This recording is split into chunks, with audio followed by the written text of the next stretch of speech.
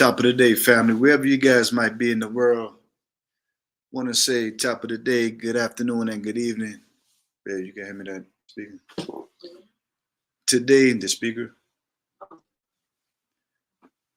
Come on in. Wherever you guys might be in the world. Peace up.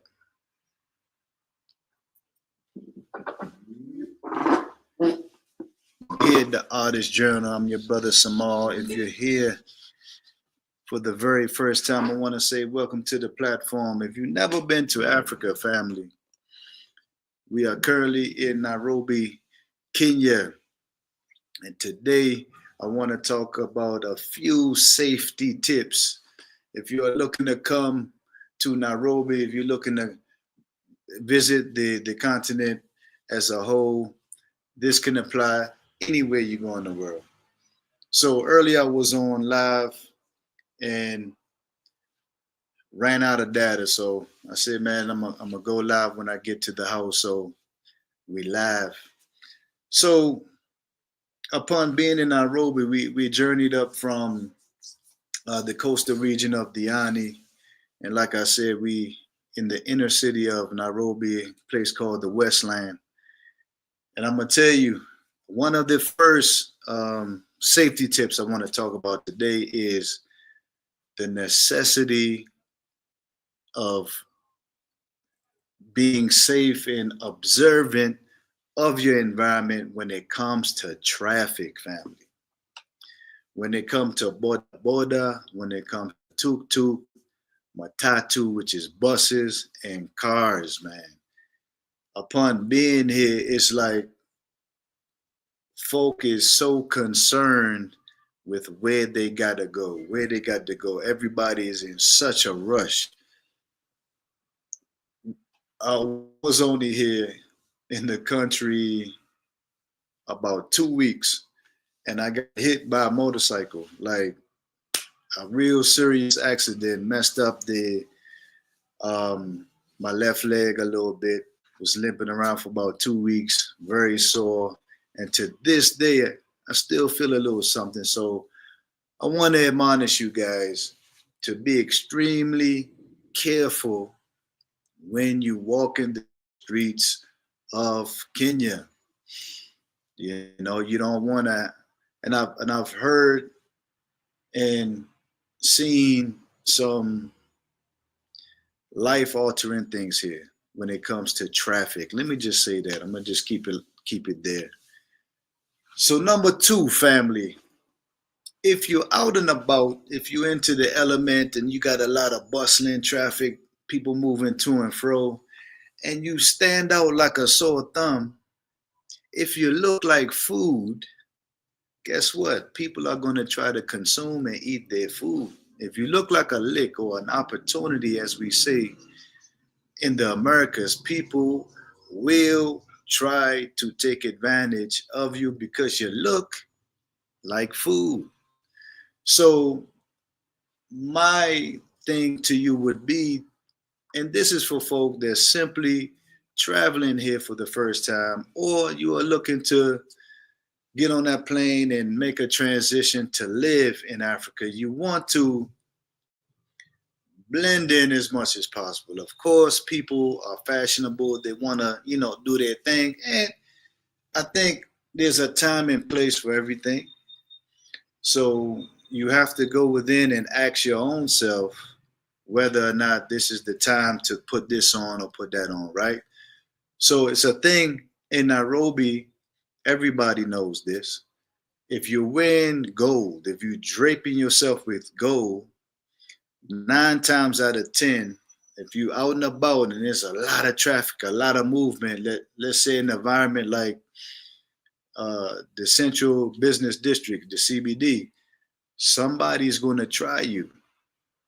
I've heard a story that a lady got her necklace snatched off her neck and the gentleman put it in his mouth and literally swallowed it.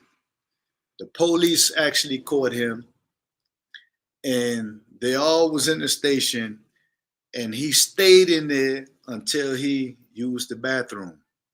This is how serious this is. And again, we are fashionable people. We want to look good and we want to put on, and ain't nothing wrong with it. Do that, but just know that you might run up against something. So you just got to be mentally prepared. So again, if you look like food, people are going to want to consume the food. They're going to try to eat. And for the beautiful queens that's out there, you're draping yourself and you got your pocketbooks, flowing, and you got to be careful. You have to be careful because they have these boda, guys on the motorcycles, and sometimes they ride 2 to a motorcycle, 3 to a motorcycle, and their whole goal is to spot people that are slipping. And oftentimes you would hear stories, people getting their purse snatched, people getting their phones snatched out of their hand, and you can't catch these guys because they're on a motorcycle. I remember when I was in Tanzania, a good friend of mine, she's local, she's from Tanzania, but she was, she had her hands in a lot of things when it comes to business. And, she was on a business call early in the morning. It's about 8 something in the morning. And she called me crying because they snatched her pocketbook, right? Along with everything in it. And she just was distraught. And you just never know when these things will happen. When you least expect it, it happens. I remember I was in Tanzania also, just coming out the mall. And I was only in Tanzania just under a month. And I'm walking and I'm on the phone. And I got off the call and I was texting or something like that. And I felt something to my right side. And I just happened to look. A guy was driving past about 10 miles an hour, family, and he swooped and tried to grab my phone, and he missed. And I looked, and he was looking back, and he just took a hand. So I say all that to say, if you look like food, people are going to try to eat their food, family. So we got to be conscious when we're moving around in the streets of Nairobi, especially certain areas that you find yourself. Just be conscious. And this is not a segment where we are trying to push fear. And I'm not saying that the entire country is like that. In any environment that you go to, any country that you go to, you're going to see that there are always bad apples in the bunch. Nairobi is a beautiful place, and it's one of the most safest places, but you got knuckleheads. You got knuckleheads around, And just like in the States or in the Caribbean, you got to be circumspect of certain things. That's all I'm saying today. Just be careful. You want to blend in as much as possible. So again, go out into the environment, have fun, learn the language, the culture, the lingo, how things are done. You got to get entrenched amongst the people, amongst the locals. You have to do those things. All I'm saying is you want to limit certain things that can potentially go down, moving to and fro in the streets of Nairobi. So another thing that you would find when you approach these markets, give me 1 second, family. Hello. Right. What's their names? Ask them their names. It's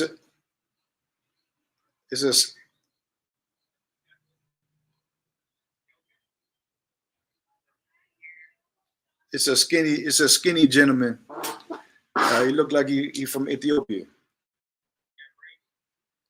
I'm not sure.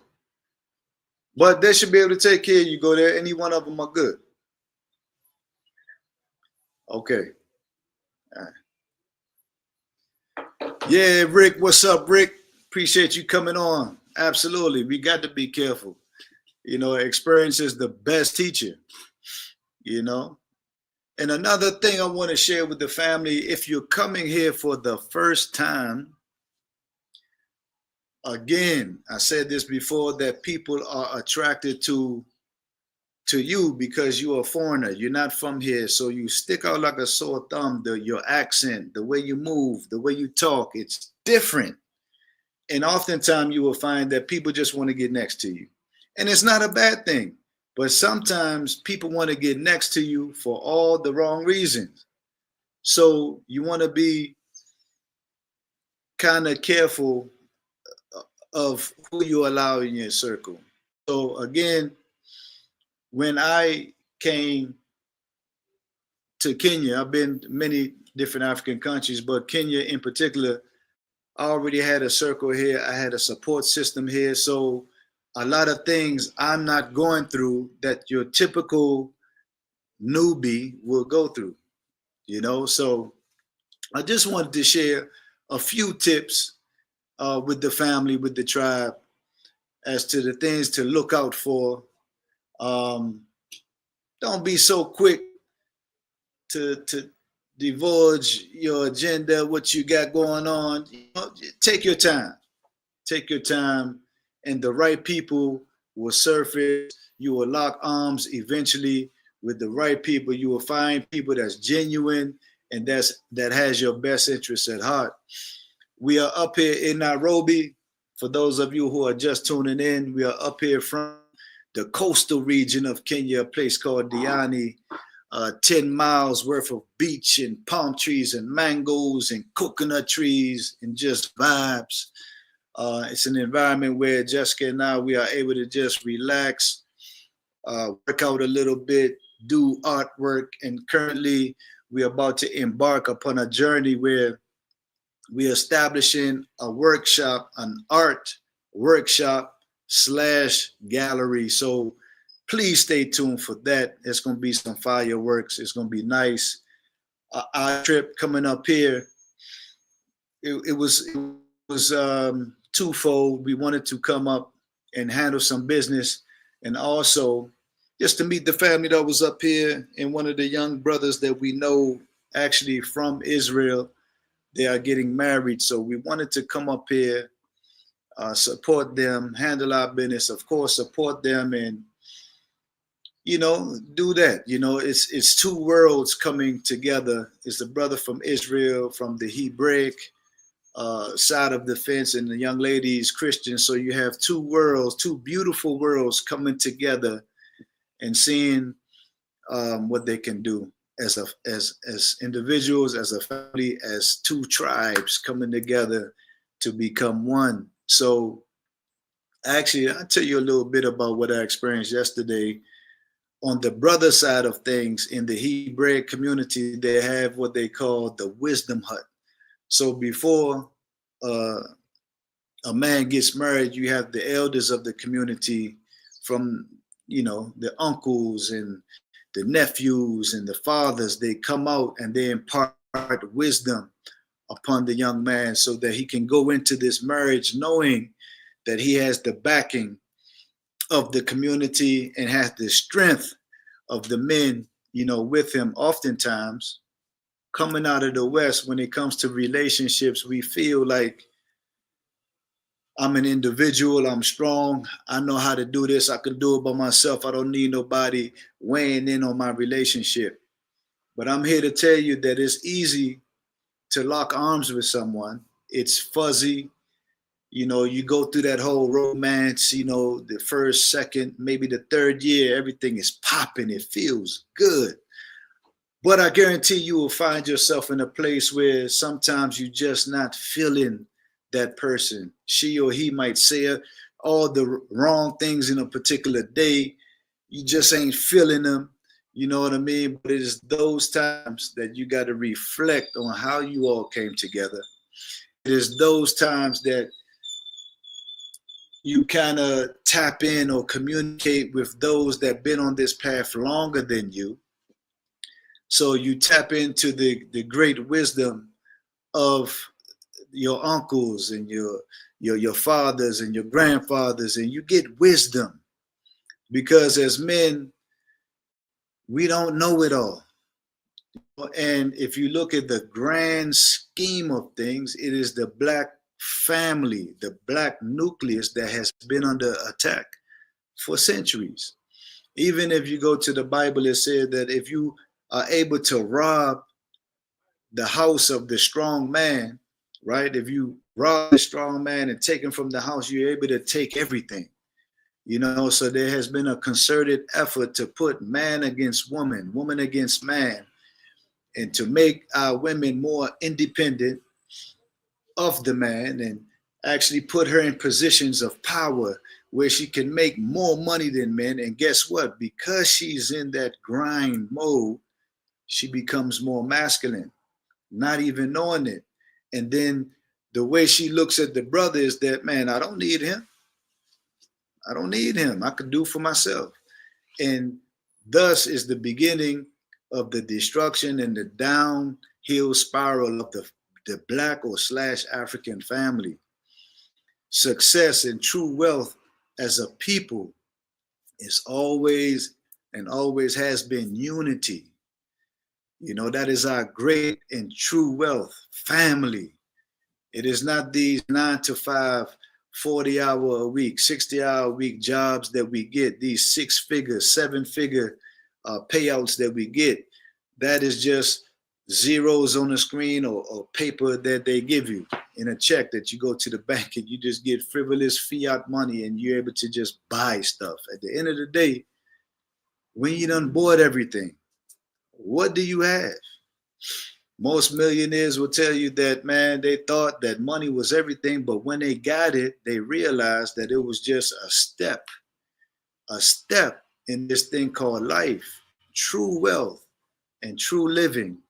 It's about family and learning and being humble enough to expand your experiences on this path and to apply the lessons as we get them, So I don't want to hold the family, but that was one of the big reasons we came up here for the young brother.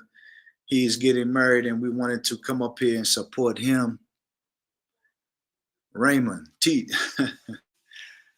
Man, I'm not teaching, man. I'm just sharing my experience, Raymond. I appreciate you always supporting in the comment, in the chat section. You watch every video. I appreciate that. Absolutely, we're expanding the channel. We got some great content coming your way. We got some ventures that we're about to tackle that I'm gonna document everything. And Rick, preach, sir. Yeah, okay, man. Let me get 10% since I'm preaching. Give me 10%. Nah, I'm just playing. But again, family, I want to say appreciate all of you for tuning in, supporting. Every single day that the channel is expanding. I must be doing something right. Been waiting to hear on your lives, brother. When I come in September, I'm going to reach out to you. Hey, Brother Raymond, please, man, feel free. Reach out for me. In September, I will definitely be around. I will be in the country. I will be in Kenya. And we'll make it happen. I have a nice ground team here. We got a lot of things brewing. We got a farm. The brothers have a restaurant, vegan restaurant. They are actually launching an agricultural school in September. So we are kind of entrenched in the community here. Got our hands in some different pots, man. So you will have a great experience when you come here. Credible people, brother. So nothing to worry about. We got you. So again, family, I just wanted to come up and just share some safety tips with the family when you come, some do's and some don'ts. If there aren't any more comments, I'm going to end this live. If you do have any comments, feel free to drop. We will be going live. What's today? Friday. We will go live again Sunday. We're going to have a panel. I think on this StreamYard app we can have up to 10 people. So we're gonna drop the the theme of the conversation in the community post, most likely Saturday. So look out for that. So those of you who might want to attend the live, we're gonna drop the link. So feel free to just come on and chop it up. I always consider this environment to be our digital village where we could just chop it up about things pertaining, of course, to the African diaspora, health related issues, plant based issues, vegan, vegetarian, art, entrepreneurship, etc. So, family, I want to say once again, I am your brother Samal here at the Artist Journal. Appreciate you guys commenting. Appreciate you etching out a little bit of your time to come and support. I love you guys for that. I pray the universe continues to bless you and keep you and shower down blessings upon you and your family. I'm going to close out on that note. Oh, yeah. Channel.